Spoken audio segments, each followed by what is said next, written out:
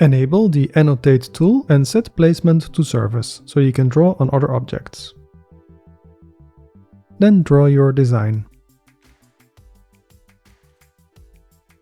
Hold Ctrl if you want to erase instead of drawing strokes.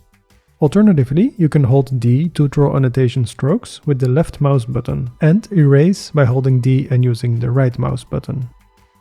Turn on snapping and set it to face and enable project individual elements.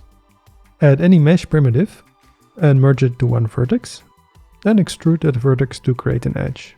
Turn on in front to make sure you can see what you're doing. Check the retopology videos on this channel for more tips about the modeling part. Finally, add a shrink wrap modifier with the sphere as the target and apply it. Then you can add some thickness with the solidify modifier. If you like this tip, you'll also like the Blender Secrets ebook, with more than 1,000 pages and more on the way. By clicking on a topic in the index, you are transported to the relevant pages.